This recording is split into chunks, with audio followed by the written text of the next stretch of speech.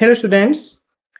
आज हम UP TGT English को डिस्कस करेंगे। यहाँ पर हम पार्ट 1 कर चुके हैं जॉर्ज ऑरवेल का, और आज हम पार्ट 2 करेंगे जॉर्ज ऑरवेल का। ठीक है, पार्ट 1 में हमने 20 क्वेश्चन लिए थे और यहाँ पर भी हम लगभग 20 ही क्वेश्चन लेंगे और इसको हम शुरुआत करेंगे 21 से। देखो, जॉर्ज ऑरवेल और जॉन कीट्स दो ऑथर आपके न्यू एड किए गए हैं यूपी टीजीटी इंग्लिश में, आप सभी को पता है। उन चारों ऑथर से बहुत से डीप क्वेश्चन बनते हैं, उन डीप क्वेश्चन से आपसे पूछा जा सकता है। लेकिन जो ये दो न्यू ऑथर हैं आपके, जॉर्ज ऑरवेल साहब और जॉन कीट्स साहब, इनसे आपको नॉर्मल क्वेश्चन पूछे जाएंगे, ज़्यादा डीपली क्वेश्चन नहीं पूछे जाएंगे। इसलिए हमने वे इंपॉर्टेंट जो क्वेश्चन हमें लगे, जो फर्स्ट पार्ट में भी हमने आपको दिए थे, कुछ क्वेश्चन रिपीटेड क्वेश्चन है और सेकंड पार्ट में भी हमने आपको दिए हैं। तो वे आप ऐसा ना समझे कि क्वेश्चन रिपीटेड है, वे क्वेश्चन हमने इस कारण से दिए कि वे अपने आप में कहीं बहुत अधिक इंपॉर्टेंट क्वेश्चन है। ठीक है, तो उनकी आने की संभावना 99 प्लस की संभावना, उन क्वेश्चन की संभावना है। तो पहला क्वेश्चन हमारा 21, George Orwell's original name was. देखो, प्रकृति अलग है, यानी कि नेचर अलग है, क्वेश्चन पूछने का तरीका अलग है। किस प्रकार से जॉर्ज ऑरवेल्स ओरिजिनल नेम आप सबको पता है, एरिक अर्थर ब्लेयर। ठीक है, ये उनका ओरिजिनल नेम है। ये तो उनका क्या था भाई, निक नेम था।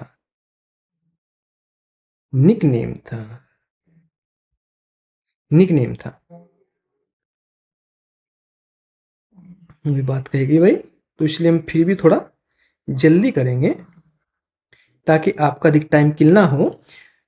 Question 22, George Orwell was born in England, India, Burma. तो ये इंडिया में ही हुए थे। कहाँ? और इंडिया में कहाँ पर हुए थे? बिहार में। ठीक है, मोतिहारी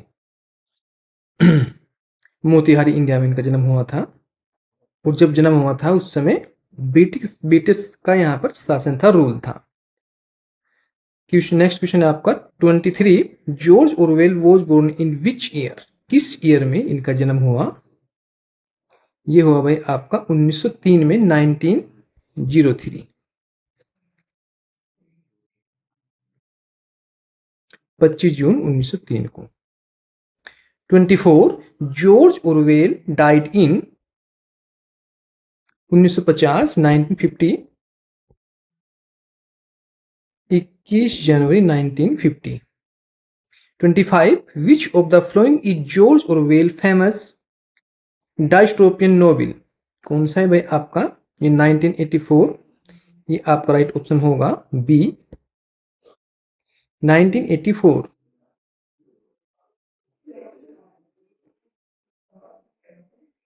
26, 1984 was published in 1945, 1947, 1949, 1950। तो 1949 में पब्लिश किया गया। क्या भाई? ये आपका 1984।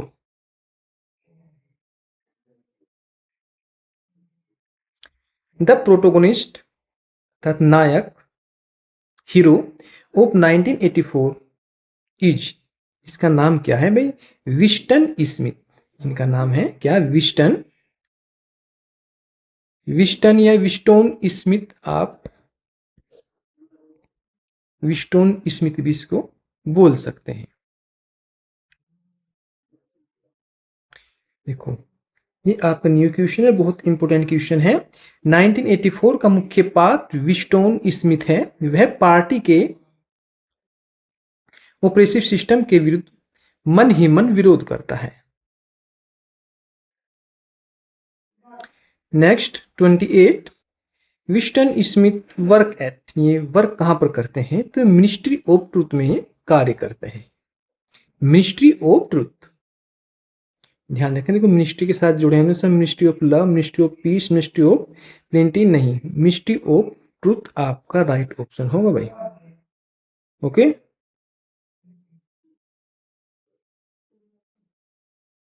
29, the ruler leader figure in 1984 is Big Brother, Napoleon, Caesar, the director. Big Brother यहाँ पर राइट ऑप्शन होगा भाई, Big Brother. The ruler leader figure in 1984 Big Brother. 1984 में बिग ब्रदर पार्टी और सत्ता का प्रतीक है। पार्टी का और सत्ता का ये प्रतीक है। उसका प्रसिद्ध स्लोगन है Big brother watching you. Big Brother is watching you, ये पूरा क्या है, इनका स्लोगन है। स्लोगन को आप कैसे तकिया कलाम है किस्म से, ठीक है। 30 which term is associated with 1984 newspeak stream of consciousness objective correlative negative capability. तो ऑप्शन ए यहां पर सही होगा, news peak. News peak Orwell द्वारा कल्पित ऐसी भाषा है जिससे सीमित करके स्वतंत्र विचारों को नियंत्रित करने का प्रयास किया जाता है, अर्थात एक कंट्रोलर लैंग्वेज है, ठीक है। Thoughtcrime is associated with, किससे संबंधित है भाई, Animal farm 1984 Burmese Days Keep the Aspidistra Flying. तो ये 1984 इसका राइट ऑप्शन होगा भाई, 1984। 1984 में टच क्राइम का अर्थ है पार्टी द्वारा निषिद्ध विचार रखना। 32 Big Brother is associated with Animal farm 1984 Homage to Catalonia Down and out in Paris and London. तो यहाँ पर 1984 ही इसका राइट ऑप्शन होगा भाई। देखो क्वेश्चन कितनी प्रकार से घुमाकर आयोग आपसे पूछ सकता है। बात वही है, इससे आप वो बचपन टीचर कहते हैं भाई कान इस हाथ से पकड़े या घुमा के पकड़े, पकड़ना तो कान ही है। तो वही क्वेश्चन तो वही है, आंसर भी उसका वही है, लेकिन उसको इस प्रकार से घुमाया गया कि आप कंफ्यूज में पड़ जाए, आपको कंफ्यूजन हो जाए, आपको भ्रम हो जाए। तो उस भ्रम से, उस कंफ्यूजन से बचना है। तो इसलिए यही वीडियो आपके लिए एक रामबाण, एक पेनिशिया वीडियो है। बिग ब्रदर 1984 का सबसे प्रसिद्ध प्रतीक है Big Brother. Who is Napoleon in Animal farm, a horse, a pig, a dog, a sheep. तो क्या भाई, a pig. A pig. Napoleon एक पिग है, वह धीरे धीरे सत्ता पर कब्जा करके डिक्टेटर बन जाता है। डिक्टेटर अर्थात दूसरों को अपने अधीन, अपनी दास्ता में रखना, अपना नौकर समझना, उन पर जुल्म करना। Who is Snowball in Animal farm, a pig, a horse, a dog, a revenge. तो ये ए पिग यहाँ पर राइट ऑप्शन होगा। देखो कितनी बार किस प्रकार से घुमा क्वेश्चन में पूछा है, जिसका आंसर आपको चुनने में ताकि मुश्किल हो जाए, लेकिन आंसर वही है। स्नोबॉल भी पिग है और नेपोलियन का एक प्रमुख राजनीतिक प्रतिद्वंदी है, कंपेटिटर है, ठीक है। Boxer in Animal Farm is a donkey, horse, pig, cow. तो ये क्या है बॉक्सर भाई, हॉर्स है। क्या है भाई बॉक्सर, ये हॉर्स है। बॉक्सर एक मेहनती कार्ट हॉर्स है, वह वर्किंग क्लास की शक्ति और शोषण का प्रतीक माना जाता है। 36 Benjamin in Animal Farm is a horse, donkey, pig, dog. तो ये क्या है भाई, डंकी है। क्या है भाई, आपका डंकी अर्थात बंदर है। बेंजामिन्स एक डंकी है, वह समझदार और केनिकल्स कैरेक्टर है।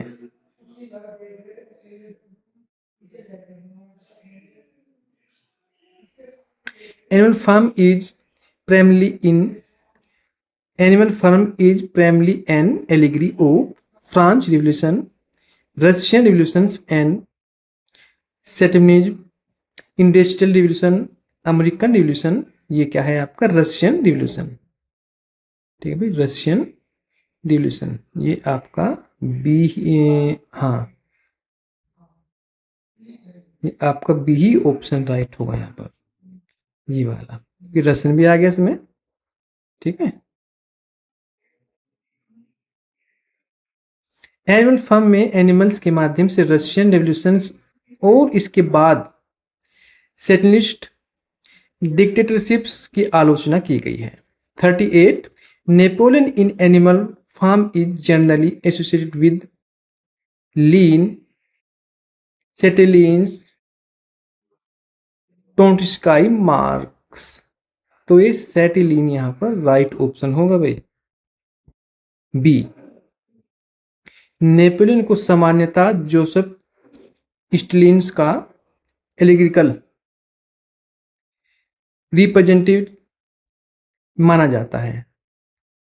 रिप्रेजेंटेशंस कहते हैं भाई प्रस्तुतकर्ता, इसको प्रस्तुतकर्ता माना जाता है किसका, नेपोलियन का अग्रदूत। 39 Snowball is generally associated with, ये आपका टोस्काई, बी ऑप्शन बिल्कुल राइट।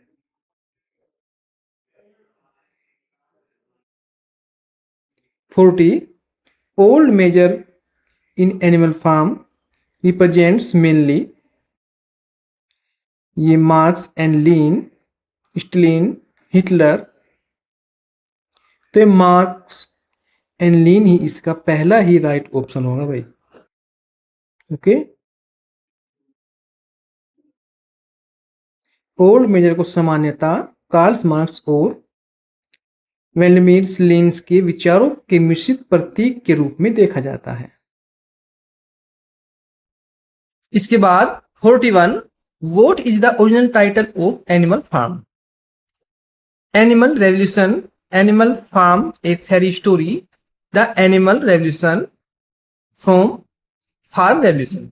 तो आपने इसका राइट ऑप्शन चूज कर लिया हो, क्यों, आपको पता है कि एनिमल फार्म इसका टाइटल है, मेन टाइटल है, ए फेरी स्टोरी इसका सब टाइटल है। तो कंप्लीट मिलाकर ये पूरा इसका ये टाइटल है, तो यही इसका ऑप्शन राइट होगा, animal farm a Pheri story, ये इसका कंप्लीट टाइटल है। 42 animal farm was published in 1939, 1943, 1945 और 1949। तो ये तीसरा उसका राइट ऑप्शन है 1949, 1945।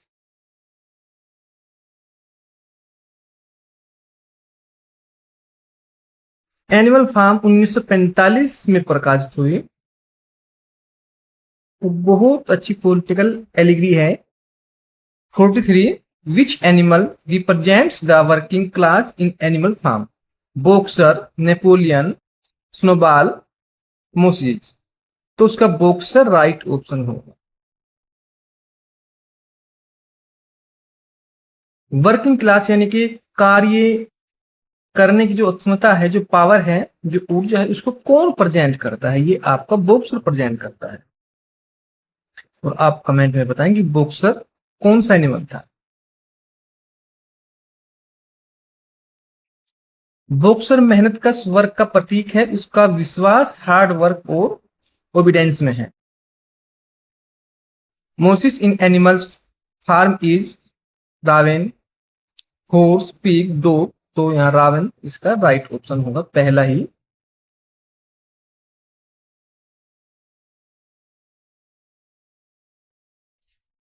मोसिस एक रावण यानी कोवा, ये कोवा है भाई, वह एनिमल को शुगर कैंडी माउंटेन की कहानी सुनाता है। 45 विच character is famous for the statement I will work hard, Benjamin, boxer, Napoleon और स्नोबॉल। तो जब आपको हमने बता दिया कि जो मेहनत कश का प्रतीक है वो आपका बॉक्सर है, क्या है भाई, आपका बॉक्सर। और ये भी आप कमेंट में बताएं कि बॉक्सर को किस एनिमल से डिनोट किया गया है। 46 which slogans is associated with boxer.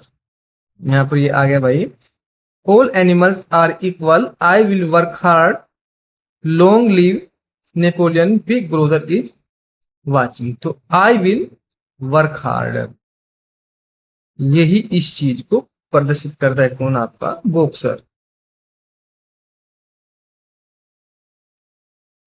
I will work harder boxer की सबसे प्रसिद्ध पंक्तियों में से एक है। 47 which work of Orwell is an account of Spanish civil war, Benjamin, Burmese days, homage to Catalonia, animal farm, 1984, 1984। तो होमेज टू कैटलोनिया इसका राइट ऑप्शन होगा बी, ये वाला। होमेज टू कैटलोनिया ओरवेल के स्पेनिश सिविल वार के अनुभव पर आधारित है, उस एक्सपीरियंस पर आधारित है। 48 down and out in Paris and London is a novel about kings, a semi autobiographical work, a tragedy, a historical epic. तो उसका राइट ऑप्शन क्या होगा? यह है इसका B option right, a semi autobiographical work, a semi autobiographical work इसका right option होगा। यह ओरवेल के गरीबी और वर्किंग क्लास जीवन के अनुभव से संबंधित सेमी ऑटोबायोग्राफिकल वर्क है। सेमी माने होता है थोड़ा, और ऑटोबायोग्राफिकल यानी खुद का वर्क, खुद अपनी लेखनी से उसके बारे में लिखना। इसमें कुछ किसी और का योगदान भी रहा लिखने में, तो इसको सेमी ऑटोबायोग्राफिकल वर्क कहा गया। 49 which Orwell work deals with his experience among the poor and working class, down and out in Paris and London, Animal farm, 1984, coming up for air. तो ये पहला ही इसका राइट ऑप्शन हुआ, down and out in Paris and London. इस पुस्तक में Paris और लंदन के में गरीब लोगों के जीवन तथा ओरवेल के उनके अपने अनुभव का अनुभव जो एक एक्सपीरियंस है, एक वर्णन है, वो यहाँ पर मिलता है। मे बी आपका last question 50 George Oravel is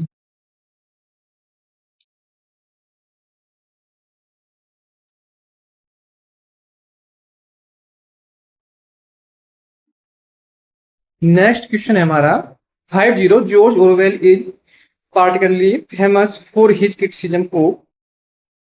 तो इसका पहला ही ऑप्शन राइट होगा, टोटलिज्म पहला ही ऑप्शन राइट है। टोटलिज्म ओरवेल की रचनाएं पॉलिटिकल ऑपरेशंस, प्रोपेगेंडा और म्यूज ऑफ पावर्स की तीखी आलोचना मिलती है। अब देखो यहाँ पर ये प्रोपेगेंडा आपके लिए एक नया वर्ड है। प्रोपेगेंडा है क्या? जब ये माने आप जब चुनाव होते हैं, जो नेता लोग व्यर्थ की बातें करते हैं कि आप हमें वोट दो, हम आपका ये काम कर देंगे, वो काम कर देंगे, और जीतने के बाद कुछ भी नहीं करते, तो ये कहीं ना कहीं झूठे वायदे को प्रोपेगेंडा कहते हैं। ठीक है, तो इसकी तीखी आलोचना की किसने? जॉर्ज ओरवेल साहब ने। तो गाइज आप हमारे मोटिव को इस प्रकार से बना रहे, अच्छे हम क्वेश्चन आपके लिए लाते रहे, तो आप हमारे वीडियो को देखिए, लाइक शेयर सब्सक्राइब करें और एक तरह से कमेंट करें कि हाँ अब आपको क्वेश्चन किस टाइप के लग रहे हैं, किस टाइप के आपको चाहिए। तो आज के लिए गाइज इतना ही, मिलते हैं नेक्स्ट वीडियो में। Okay guys, thank you.